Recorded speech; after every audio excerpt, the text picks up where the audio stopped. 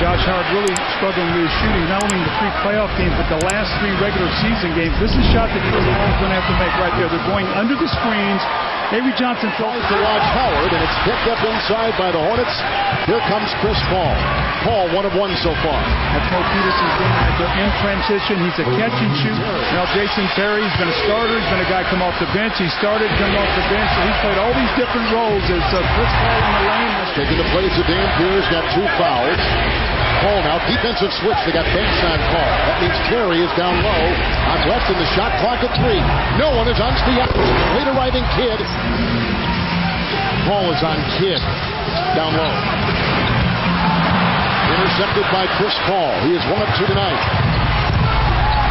Off the Wells, and he just knifed his way in. For that jump shot, only 2 of 9. Both his field goals are layups. Paul is Stojakovic, and Dampier was chasing him into the paint. Paul has come in and energized his New Orleans team. Well, just what Byron Scott ordered. The bench had done their job. Here comes Chris Paul, finds Bonzi Wells with a beautiful shot off the glass. Remember how good he was for Sacramento against San Antonio a few years ago.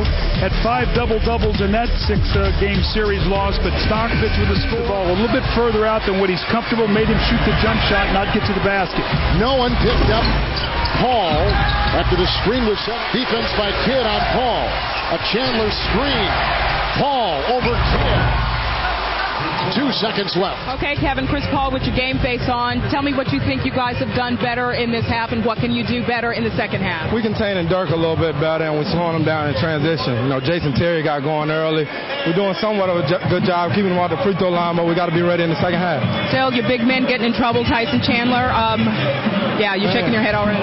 We need him. We need him. We just keep talking to him. But it's all right. That's what we got the second half for. I think he still has 2 fouls now, so hopefully he can come out in the third quarter and play a little bit freely. We know you were stretching out on when you were on the bench over there. Are you all good? Just trying to get loose. All right. Thanks a lot. All right. We'll be back. It's a Dampier. Doug talked about David West. He's got a game-high 22. Paul into Terry. New Orleans a 16-7 start to this third quarter. Johnson would love for Jerry Stackhouse to be able to find some offense. Bass is watching the red-hot West. They double down low. Paul was free. The pump fake and the drive. Knifing his way in is Chris Paul. Well, Chris Paul work his magic in the lane. We see Jerry Stackhouse close out on him, and when he did, Chris Paul used that blazing speed and quickness. Look at this, the close out, and gets the ball inside. There's Tyson Chandler on the offensive rebound in case he misses it. So early in the year, it was off the bench. Then it was a starter when there were some injuries, and trade with Devin Harris, and now it's back to starting once again. Defensive switch. Nowitzki on Paul inside Chandler with his first basket of the game. That shot clock down to 7. George is on Stojakovic.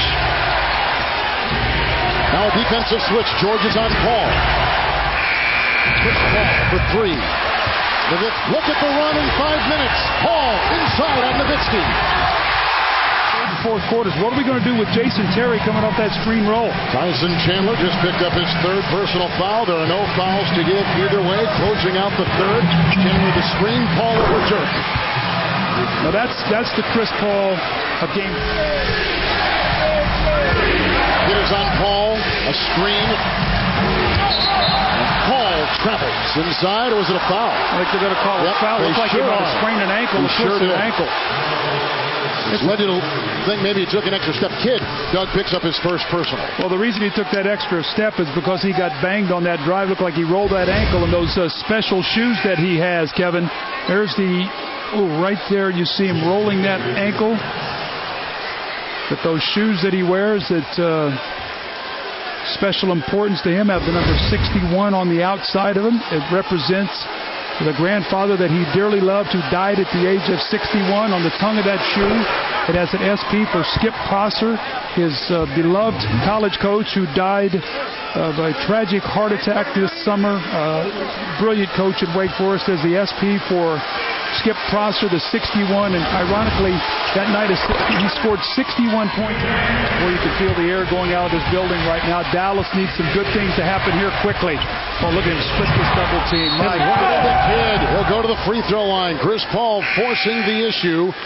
as Kidd was reaching in, hit with his second personal foul. 9:50 to play here in the fourth. The last time the Hornets, whether in Charlotte, Oklahoma City, or New Orleans, won in Dallas, January 24th of 98, won by 2. That then known as the Charlotte Hornets. Glenn Rice on the team, Anthony Mason, each getting 29 in that game. Michael Finley paced the Mavs with 24 as he had just come in a deal with the Phoenix Suns. So here is Chris Paul at the line. 3 of 3. David West and Stojakovic. Now they're coming out and trapping with Dampier and Kidd on Paul. Nowitzki watches Wright. Oh, Julian Wright. Julian Wright off the bench for Byron Scott. 49% shooting for New Orleans and 35% shooting for the Dallas Mavericks. Great drive inside by Chris Paul. 5 of 12, 13 points. George on Paul. Now Nowitzki on Chris. Shot clock at 2. Rebound by Jones. Paul let him fire. Nowitzki tries for the rebound. It was tapped by Wright. Paul and George. Chris Paul. Pow! Count it for 2. He'll go to the free throw line. You know how strong he is, Kevin. Devin George, who's probably 6'7", probably weighs about 225, running stride for stride. And you watch this like a little runaway halfback in the open. But look at this, Ryder. Just a bump, gathers himself, and then gets greedy. Here's the whistle and wants the three-point play. What a brilliant play. It's going to be interesting, you know, Kevin, when you think of New Orleans, you think of the All-Star David West. Byron Scott, I think, is going to be in the top 2 in the voting for Coach of the Year. I think it's either going to be here or Doc Rivers. Who does Chris Paul remind you of? He reminds me of this guy right here, Isaiah Thomas. When I was coaching the Bulls, I was actually coaching that game right there, so my scheme wasn't real good against Isaiah. But this guy, lightning in a bottle, just strong, quick. The energy and the excitement. This is a little bit like Chris Paul, the excitement, the energy. I mean, when Isaiah made that against Atlanta to eliminate them in the playoffs, but this young guy, he and Kobe Bryant are probably going to be 1-2 in the MVP voting, and so many of the guys held their ballots, I think, till the last moment to see how these teams were going to finish. The Lakers finished 1 in the West, winning last, and New Orleans finishes 2. So I think it's going to be a 1-2 race between Kobe and Chris Paul for MVP, and I think it's going to be Byron Scott and Doc Rivers as the top 2 coaches this year, and Rick Adelman. How about him? He went 22 straight games with no Yao Ming and the injuries that team suffered.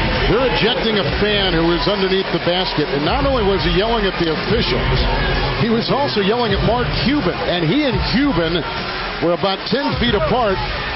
But the fur was flying, as they say. I mean, they were going back and forth, jawing at each other, as you see some of these Hornets leaving the game. 1 on Dallas, winning their first game in this city since